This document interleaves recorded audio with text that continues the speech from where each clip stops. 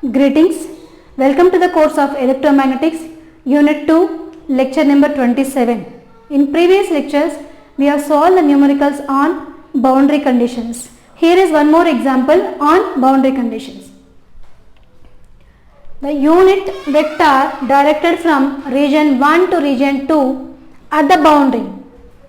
So they have given the unit vector from one medium to the other medium. Okay. So there is one boundary. So the unit vector is directing from one medium to the other medium. That is from region 1 to region 2. Let this is a region 1, let this is a region 2, and there is one unit vector which is directing from region 1 to region 2. Okay. Let this unit vector along the normal line is given by, they didn't mention that boundary is on which axis. Is it along x, y or z? In the previous numerical, if you see, the boundary is given as and boundary line lies at z equal to 0. So we can assume that z equal to greater than 0 will be one medium, less than 0 will be one medium, and the normal component will be on along z axis. So they didn't mention such a like that. So here they have mentioned that the only one unit vector is there which is directing from region 1 to region 2. Let us write the unit vector which is directing from unit 1 to unit 2 is an2. Okay, it is moving from, this is an2, and whose value is given by the unit vector value from region 1 to region 2. The value is given by this much.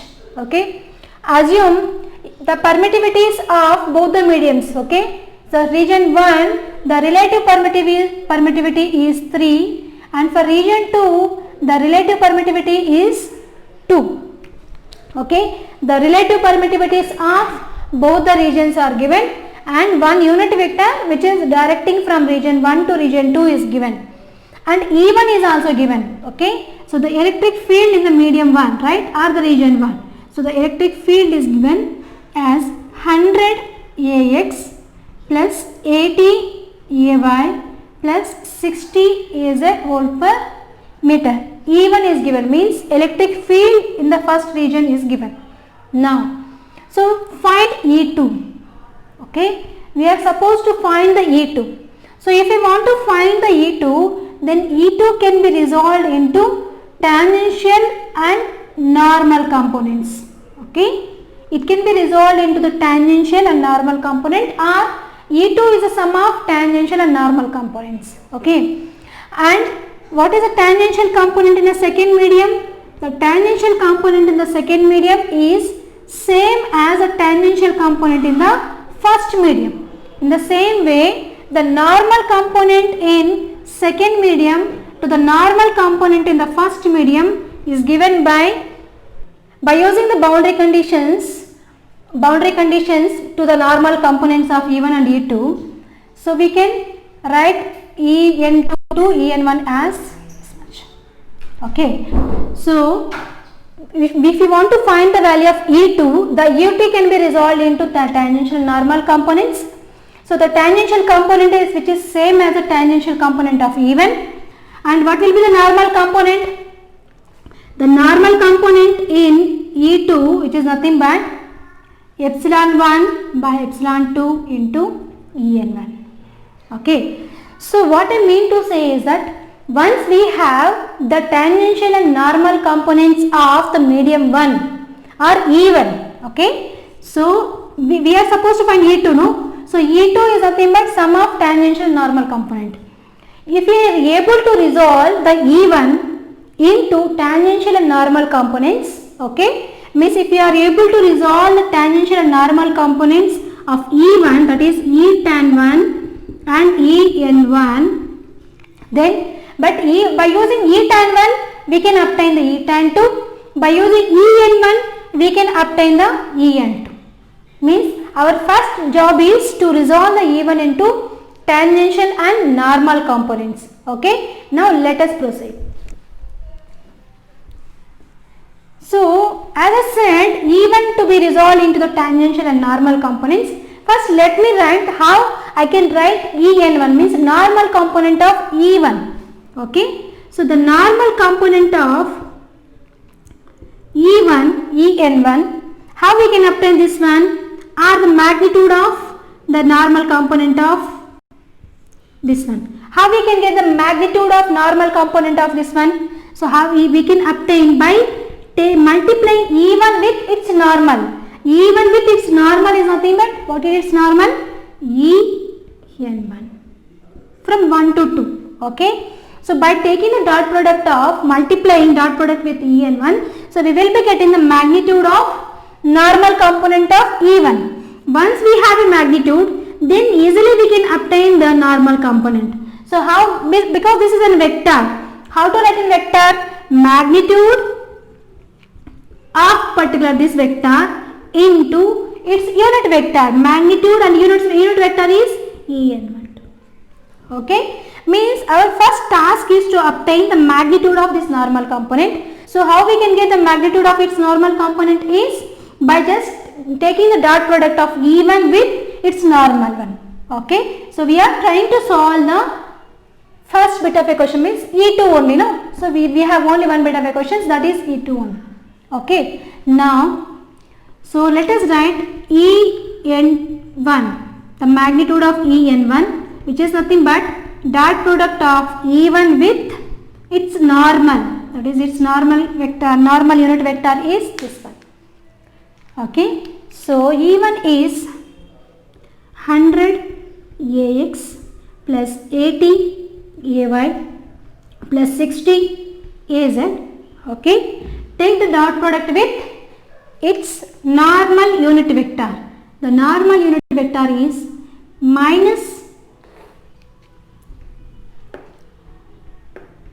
2 by 7 AX plus 3 by 7 AY plus 6 by 7 AZ.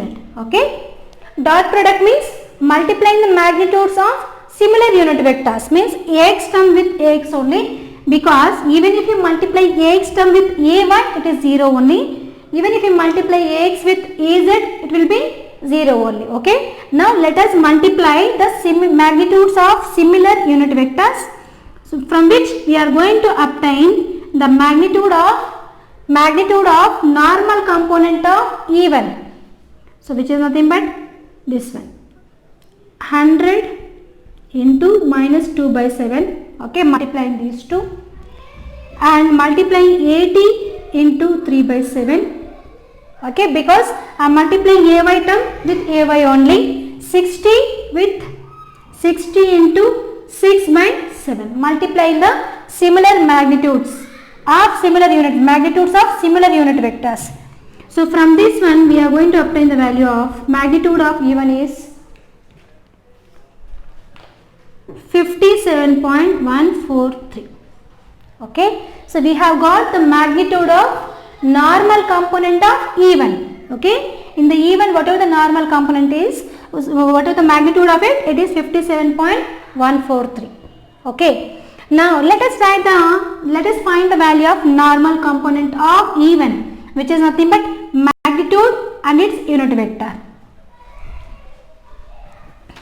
Okay, so En1 is given by magnitude is this much, 57.143. Okay, with multiply with its normal unit vector. What it is? It is minus 2 by 7 AX plus 3 by 7 AY plus 6 by 7 AZ. Okay, now multiplying this magnitude with all the remaining 3 terms, so you are going to get the normal component of E1 as minus 16.32 AX plus 24.4 AY plus 48.99 AZ. Okay, so we have got the normal component of E1. Normal component of E1, what it is? The normal component of E1 is this much. Okay, actually what we are trying for? We are trying to resolve the E1 into its tangential and normal components. So in the E1, this is a normal component. Okay, so what is the tangential component? So let us find the tangential component also. Okay, let us find the tangential component. So we know that E1 is sum of its tangential and normal components. Okay, from this we have the value of a normal component and we have E1 also. So we wanted to find out the tangential component of E1, which is nothing but E1 minus its normal component. Okay, E1 minus its normal component. Okay, subtracting E1 with En1, subtracting E1 with En1, which gives the E tangential component. So I am going to write directly. So what we are doing, we are subtracting E1 with En1, subtracting E1 with En1. So what is the E tan 1? E tan 1 is,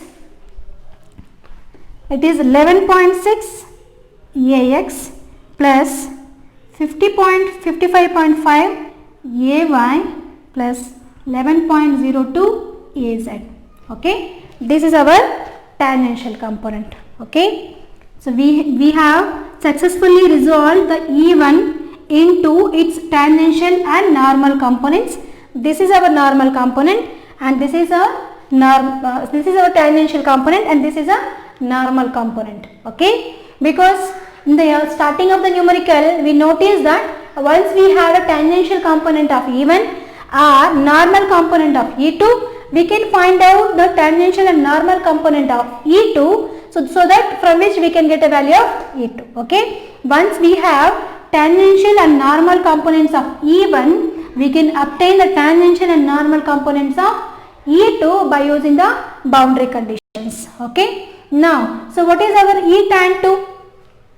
Tangential component in second field. So tangential component in field 2 means electric field 2, which is exactly same as tangential component in field 1, which is given by 11.6, means which is same as E tan 1, AX plus 55.5 AY plus 11.02 AZ. Okay, E tan 2 tangential component in the second field, which is same as tangential component in the first field. Okay, so our question is to find E2. Okay, so what we did, the E2 we resolved into tangential and normal components. Okay, and we obtained the tangential component now by using the boundary conditions. Let us get the value of En2 also. What is En2? Is normal component in electric field 2. So what is this one? Normal component in electric field 2 is given by permittivity of first medium to the second medium into En1. Okay, so by using this relation we are going to